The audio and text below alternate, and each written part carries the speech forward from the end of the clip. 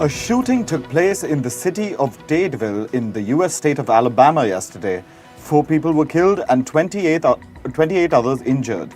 The attack took place at a dance studio during a Sweet 16 birthday celebration. Law enforcement agencies have not provided any details on the motive of the attack. They've also not revealed whether any suspect has been identified.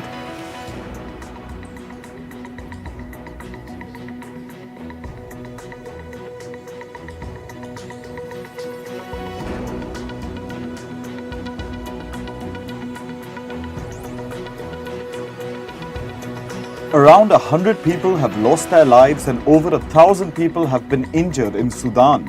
This comes as fierce fighting continues between the Sudanese armed forces and a paramilitary group, the Rapid Support Forces. The violence erupted on Saturday after a disagreement over the integration of paramilitary forces into the military.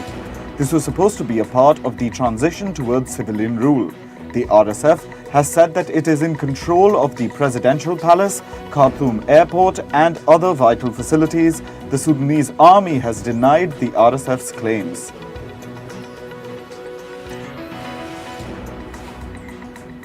A U.S. warship sailed through the Taiwan Strait on Sunday. The U.S. Navy described it as a routine transit. It comes days after China conducted military drills around the island nation. China staged military drills after Taiwan's President Tsai Ing-wen concluded her trip to 2 Central American countries and the US. China considers Taiwan as part of its own territory and has promised what it calls reunification. It has threatened to take Taiwan by force if necessary.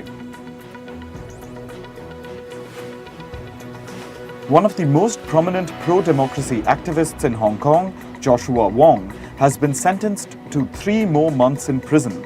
Wong has been jailed over an information breach involving a police officer. He has already served 2 years in prison for 3 other convictions. 26-year-old Wong rose to prominence in 2014. He emerged as a leader of Hong Kong's student-led protests. He was one of the 47 pro-democracy figures who have been charged with conspiracy to commit subversion. This is under a national security law imposed by China. Russian President Vladimir Putin met China's defense minister in Moscow. He hailed military cooperation between the 2 countries, which has been declared a quote-unquote no-limits partnership. The Russian defense minister was also present during the meeting. The 2 countries have been strengthening their economic, political and military ties. The defense minister visit comes soon after Chinese President Xi Jinping visited Russia. Russian private military group Wagner has released over 100 Ukrainian prisoners of war. The prisoners have been returned to Ukraine to mark the Orthodox Christian Easter. The Chief of Staff of Ukrainian President Volodymyr Zelensky has said that 130 Ukrainian prisoners have returned in quote-unquote Great Easter Exchange. It has not been revealed how many Russians have been sent back. Russia has said that its air force intercepted multiple rocket projectiles from Ukraine. It added that a number of unmanned aerial vehicles of the Ukrainian forces were shot down. Ukraine claims that its forces conducted rounds of attacks on areas of concentration of Russian personnel and weapons. Russia is continuing attacks in multiple directions, including Donetsk, Zaporizhia and Kherson. Poland and Hungary have banned grain and other food imports from Ukraine to protect their local agriculture sectors. A grain deal between Russia and Ukraine allowed Kyiv to export millions of tons of grain through the Black Sea. Some of the ports were blocked, which caused large quantities of grain to stay in Central European states due to logistical bottlenecks. This affected the local farmers. Ukrainian grain is cheaper than that produced in the European Union. Brazilian President Luiz Inácio Lula da Silva has proposed a potential solution to the Ukraine war. He said a group of countries who are not involved in the conflict should broker a peace deal. Lula added that he discussed the matter with his Chinese counterpart Xi Jinping during his trip to China. He appeared to place some of the blame of the Ukraine war on Ukraine, saying that the decision to start the war was made by 2 countries.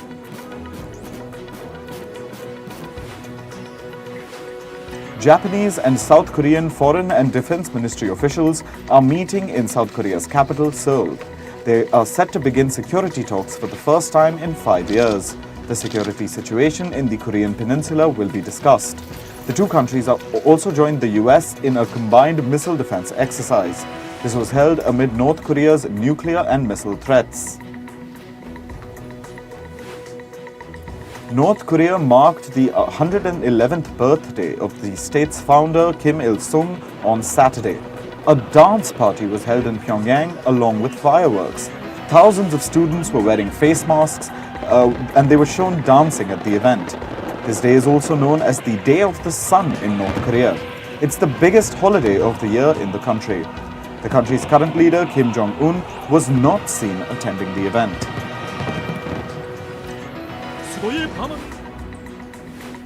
Tens of thousands of people took to the streets of the Israeli city of Tel Aviv. This was to protest against Prime Minister Benjamin Netanyahu's proposed judicial overhaul. The crowd chanted the words "democracy and shame" as they waved Israeli flags. Israel's central bank and senior finance ministry officials have warned that the judicial overhaul will impact investor sentiment and may hurt the economy.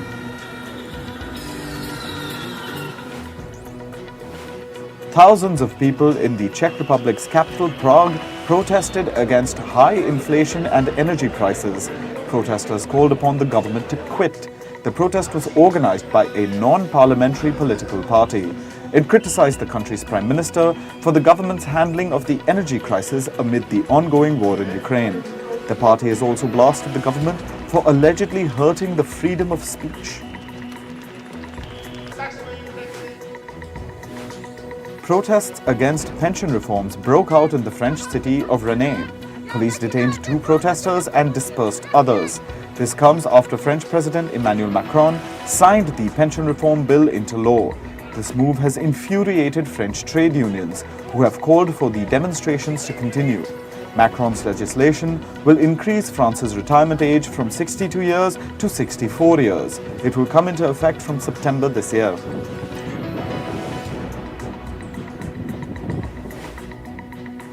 Cash-strapped Pakistan has hiked petrol prices. This comes amid the country's ongoing economic crisis and a steep currency devaluation. Pakistan's finance minister said that these revisions are necessary. He said this is because the cost of petroleum products increased in the international market over the past 15 days. However, in Pakistan, the prices for diesel and light diesel oil would remain unchanged.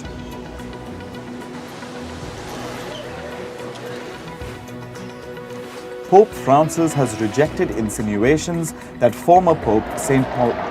John Paul II may have been a sexual abuser. He called the insinuations offensive and unfounded. The allegation was made by the brother of a girl who went missing 4 decades ago. The girl was 15 years old at the time of her disappearance.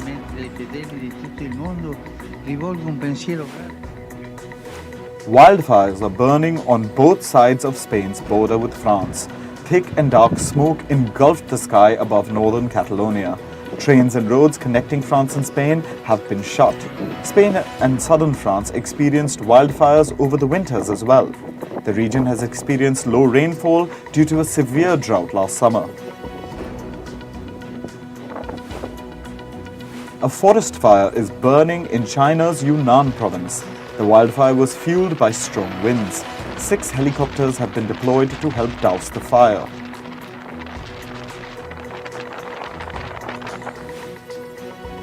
Climate and energy ministers from the Group of 7 nations agreed to cooperate with other countries to achieve their climate goals. The G7 nations have agreed to speed up the development of renewable energy sources and reduce their natural gas consumption. The ministers met in the Japanese city of Sapporo for 2 days over the weekend.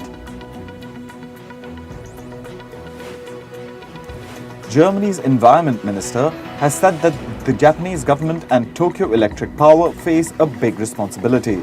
This is the handling of the consequences of the reactor catastrophe in Japan's Fukushima. The G7 ministers have stopped short of welcoming Japan's plan to release treated water from the Fukushima nuclear power plant.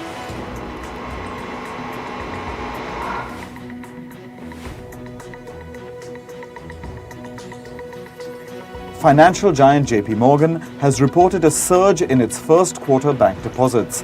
The US lender reported deposits of $50 billion at the end of March. This comes after the collapse of two US regional banks in March.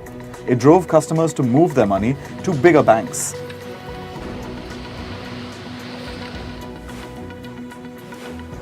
The US Federal Reserve's Board of Governors has approved UBS's acquisition of the US subsidiaries of Credit Suisse. This move clears another major hurdle for the completion of the merger of the two financial firms. UBS has committed to give the central bank an implementation plan for the merger within 3 months of consummating the deal. The plan will include more stringent requirements, including liquidity standards for the bank.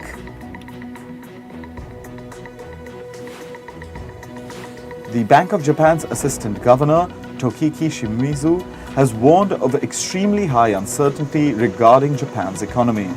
The country's outlook is clouded by slowing global growth and recent financial market stress. The Assistant Governor has said this. The remarks come after the International Monetary Fund trimmed its 2023 global growth outlook last week.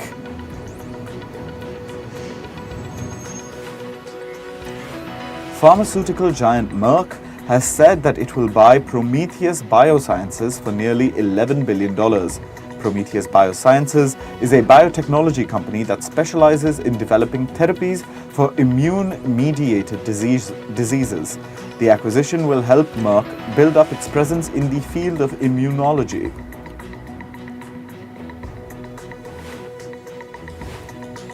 The world's largest luxury goods group, LVMH, has agreed to buy a majority stake in jewelry maker Platinum Invest Group. This will help the LVMH ramp up production for its US jewelry line Tiffany. LVMH had acquired a majority stake in the luxury jewelry maker Tiffany & Co. in 2021. LVMH is also gearing up for the reopening of Tiffany's flagship New York store before the end of this month. The financial terms of the deal are not yet clear.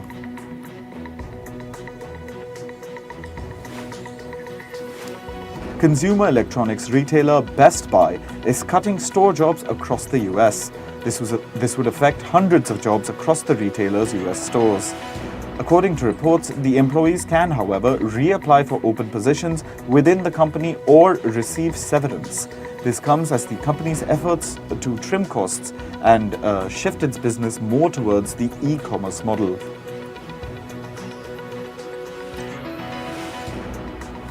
Workers in Tesla's Shanghai factory are appealing to Elon Musk over cuts in performance bonuses. Users have taken to social media apps like Twitter to ask Elon Musk, his mother May Musk, and Tesla's accountant. Workers in the plants have reportedly been informed of a cut in their quarterly performance bonuses. These bonuses are linked to the factory's performance in the quarter. Meanwhile, Elon Musk is working on launching an artificial intelligence startup to rival ChatGPT maker OpenAI. Musk is reportedly assembling a team of AI researchers and engineers. He's also in talks with investors to shore up investments for his new venture. Surprisingly, this comes weeks after a group of researchers and executives, including Musk, called for a 6-month pause in AI development. Lawmakers in the US state of Montana have passed a bill to ban the short-form video app TikTok. The bill would prohibit mobile app stores from offering TikTok for download to users in Montana.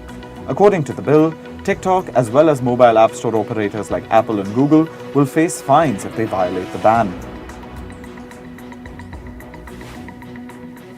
Microsoft's Bing may soon replace Google's search engine as the default search service on Samsung devices.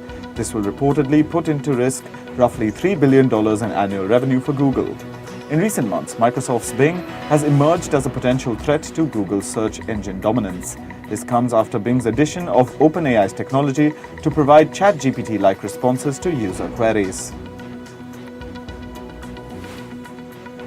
Moving on to sports. In tennis, Andrei Rublev defeated Holger Rune to win the Monte Carlo Masters. 5th seed Rublev won 5-7, 6-2, 7-5 against Rune.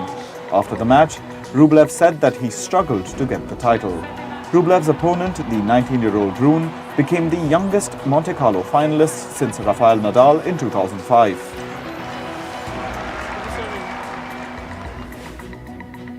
In cricket, Arjun Tendulkar, son of Indian batting great Sachin Tendulkar, has made his IPL debut with the Mumbai Indians. The left-arm seamer opened the bowling attack for Mumbai. Arjun conceded 17 runs in his 2 overs against the Kolkata Knight Riders. Arjun and Sachin Tendulkar have become the first father-son duo to play in the IPL.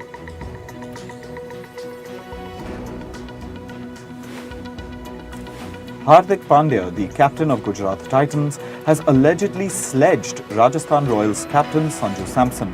Samson kept his cool during the spat and gave it back in style by smashing a hat-trick of 6s against the Titans.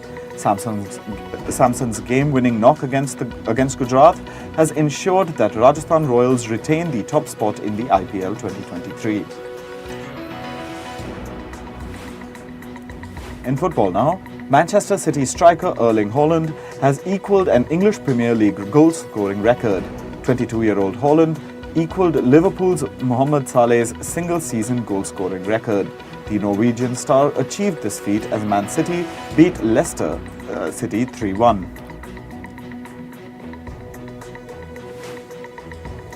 Arsenal threw away a 2-goal advantage in their draw against West Ham. Gabriel Jesus and Martin Odegaard put Arsenal in the lead in the first 10 minutes. West Ham bounced back with Said Benrahma's penalty kick. Jared Bowen scored West Ham's equaliser in the 54th minute. Arsenal continue to lead the league with Man City trailing by 3 points.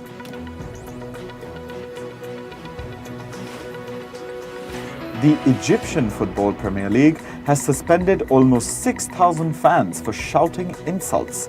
Fans of the Al Ahly Football Club shouted insults against Zamalek Football Club and Egyptian player Shikabala. The fans vented their anger towards midfielder Shikabala as part of a long-running trash-talking war. The Al Ahly Football Club was also fined for their unruly fans.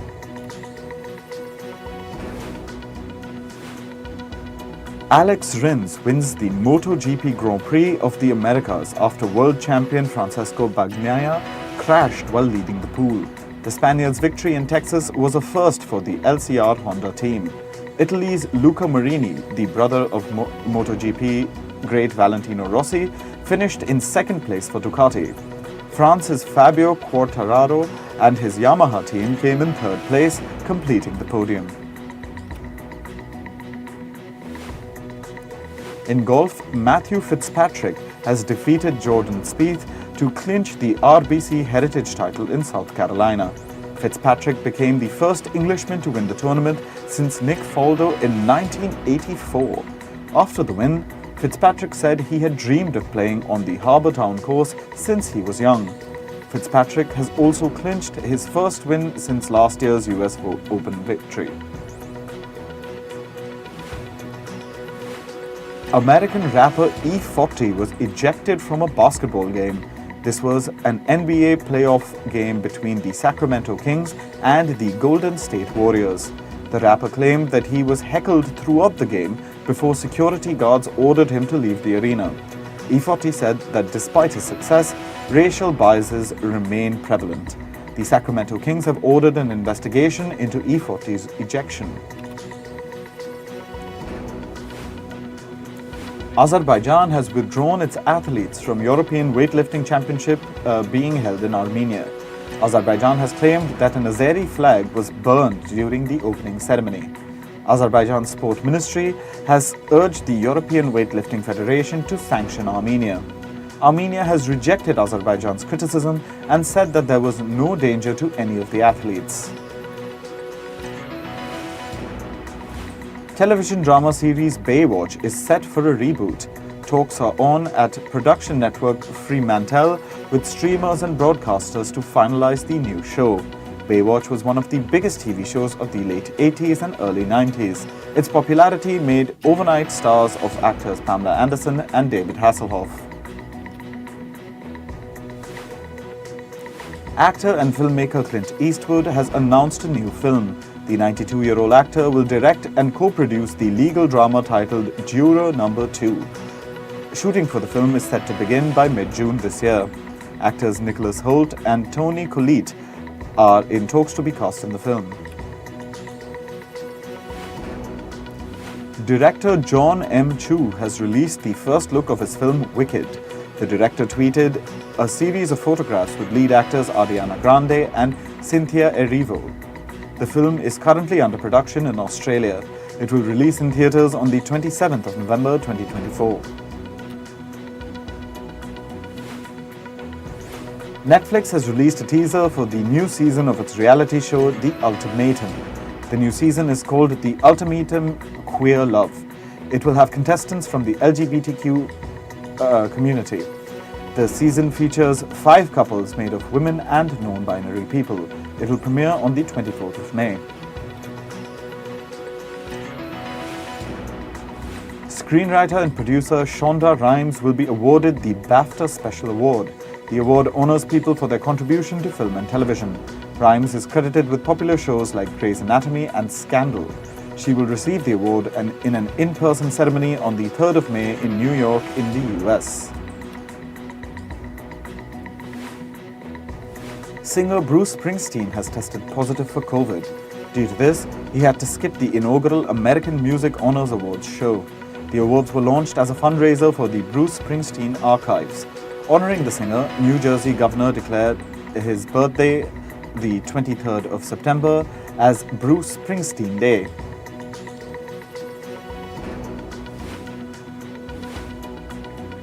Singers Katy Perry and Lionel Richie will be among the artists performing at King Charles III's coronation concert.